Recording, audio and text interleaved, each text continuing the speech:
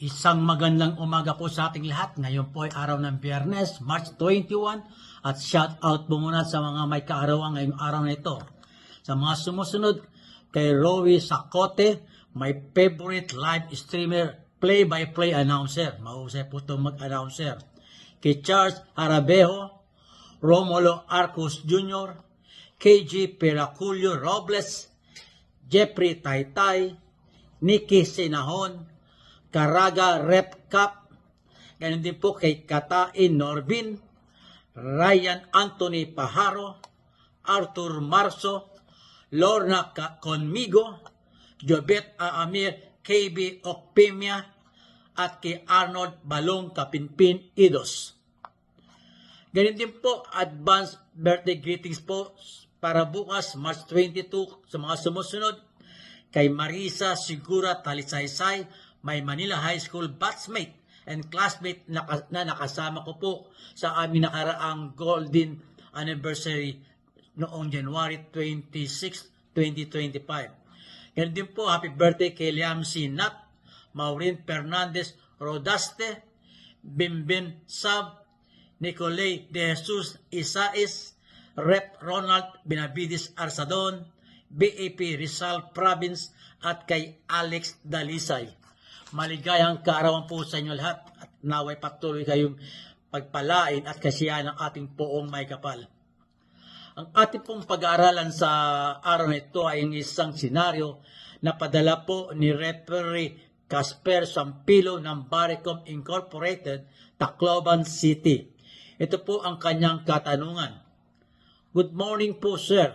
Tanong ko lang yung tungkol sa ball return to backcourt.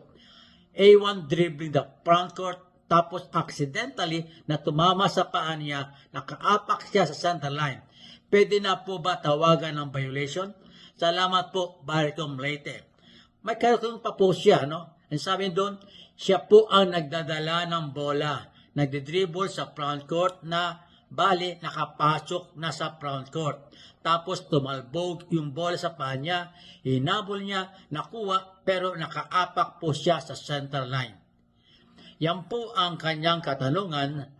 At ayon po doon sa article 2.5.2, third sentence, the center line is part of the backcourt. Okay? So, maliwanag ko yung center line po, part yun ng backcourt. Nakaapak siya. So, therefore, since the center line is part of the backcourt, a ball return to backcourt occurred. It is a violation. Okay? Meron pang isa pang kasunod na senaryo na nagtatanong. Ito po padala po ni Referee Emon Saldivar ng Valenzuela City. Ang sabi niya po, good day po sir. Question lang po. A1 in the front court. Pass the ball to A2 who is in the backcourt and jump the ball. Touches the body to the front court. Any violation po or no call? Kaya nawagan ko po siya at niliwanagan ko. Sabi niya, ang A1 sa front court na. Ang kampi niya A2 sa backcourt. Nung ipinasa na yung A1 ang bola, yung A2 tumalon sa backcourt. Nakuha niya ang bola at siya pumaksak doon sa front court. So, ito po yung aking kasagutan, no? It is a ball return to backcourt violation. The three elements are present. Okay, una, sabi A1 is in the front court. Para maliwanag po, A1 is in the front court with the ball. Therefore, there is a team control. Okay? Pangalawa, A1 passed the ball to A2 who is in the backcourt. Therefore, A1 is the last to touch the ball in the front court when he passed the ball. Siya ang last to touch. Yung pangatlo doon, A2 who is in the backcourt jumps and touch the ball. Therefore, he is the first to touch in the backcourt. Okay? Sa backcourt po siya. And para po sa kaliwanagan, doon sa number 4, sabi ko, remember this, A2 who jumps from his backcourt retains the same status as where he last touched the court. as stated in Article 11.1. Okay?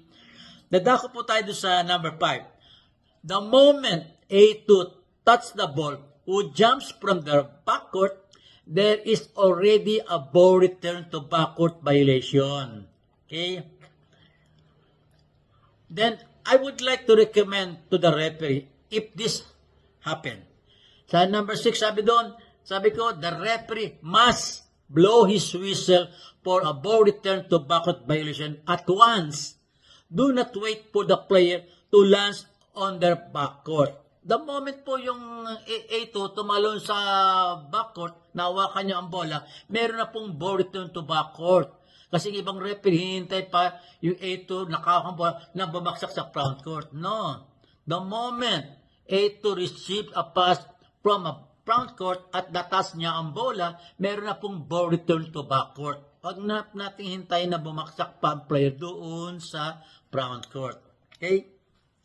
Then, it concludes then, on the basis of 3 elements present, a ball return to backcourt occurred, which are team control in the front court, last to touch in the front court, and first to touch in the backcourt. Yan pong ating maikling aralin sa umagang ito. Marami pa rin pilit ng katanong nalilito sa ball return to backcourt. Kaya kailangan marunong tayo maghimay-himay ng ating binabasa o yung mga senaryo para lalo natin maintindihan ang ball return to backcourt. Maraming salamat po. Ito po muli ang inyong abang lingkod po may FIBA referee. Ito Kamarangan.